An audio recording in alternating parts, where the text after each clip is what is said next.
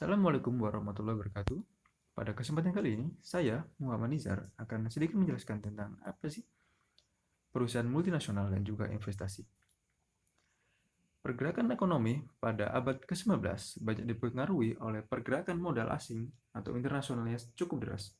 Pergerakan modal ini diawali dari hubungan-hubungan internasional yang dalam beberapa dasawarsa terakhir terjadi cukup intens oleh banyak negara. Yang pada akhirnya kemudian adalah bahwa hubungan-hubungan internasional tersebut menghasilkan banyak perusahaan multinasional yang menjadi memegang kunci utama dari berbagai jenis produksi di dunia. Dan pada kesempatan kali ini, rumusan masalah yang coba saya tarik adalah: pertama, apa dan bagaimana perusahaan multinasional itu? Kedua, apa dampak dari hadirnya perusahaan multinasional di suatu negara? Ketiga adalah apa sih contoh perusahaan multinasional di sekitar kita? Pertama adalah pengertian. Perusahaan multinasional secara singkat bisa diartikan sebagai sebuah perusahaan yang berbasis di sebuah negara dan memiliki unit produksi atau pemasaran di negara lainnya. Sedangkan investasi bisa diartikan sebagai penarikan sumber-sumber yang kemudian dialokasikan pada pengadaan modal yang dari pengadaan modal tersebut akan menghasilkan produk di kemudian hari atau di masa yang akan datang. Poin selanjutnya adalah tujuan. Apa sih tujuan dari hadirnya atau didirikannya perusahaan multinasional? Pertama adalah untuk mencari bahan baku yang kemudian akan diekspor atau kemudian digunakan sebagai bahan baku setengah jadi di negara lainnya. Kedua adalah mencari pangsa baru atau mencari pangsa pasar baru di negara lain. Ketiga adalah mencoba untuk mencari efisiensi biaya yang pada akhirnya kemudian akan menurunkan biaya produksi perusahaan tersebut. Poin selanjutnya adalah dampak.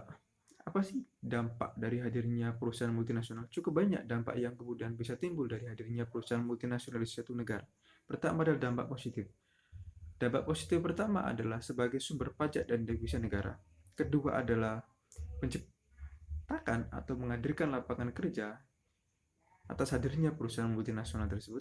Tiga adalah transfer teknologi yang kemudian dibawa oleh perusahaan multinasional ke negara yang kemudian akan didirikan perusahaan di sana. Kedua adalah dampak negatif hadirnya perusahaan multinasional. Dampak negatif dari hadirnya perusahaan multinasional di suatu negara pertama adalah potensi kerusakan lingkungan yang bisa diciptakan dari hadirnya perusahaan multinasional tersebut.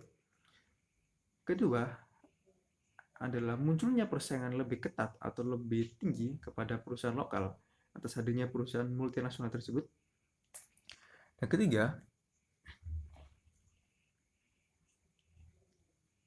adalah ekspor keuntungan, karena ini merupakan perusahaan asing, kemudian maka sebagian besar keuntungannya akan dikembalikan kepada perusahaan induk dari korporasi itu sendiri. Jadi kesimpulan yang bisa kita tarik dari kesempatan kali ini tentang perusahaan multinasional adalah bahwa perusahaan multinasional ada perusahaan yang kemudian memiliki peranan besar dalam skala kebijakan dan aturan suatu negara. Karena terkadang negara kemudian akan menciptakan aturan atau kebijakan yang kemudian memberikan keuntungan secara dalam skala kecil atau skala yang lebih signifikan kepada perusahaan-perusahaan multinasional yang telah hadir di negara tersebut ataupun kemudian coba ditarik oleh negara untuk hadir di negara tersebut.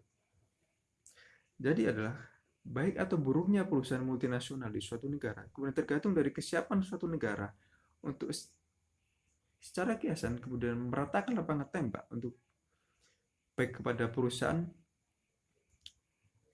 lokal atau perusahaan multinasional yang kemudian menjamin bahwa persaingan usaha di suatu negara kemudian dapat berlangsung secara adil dan seimbang. Saya kira cukup sekian yang bisa saya sampaikan. Untuk lebih detailnya mungkin bisa kita hadirkan dalam kesempatan berikutnya. Saya Muhammad Nizar. Sampai jumpa.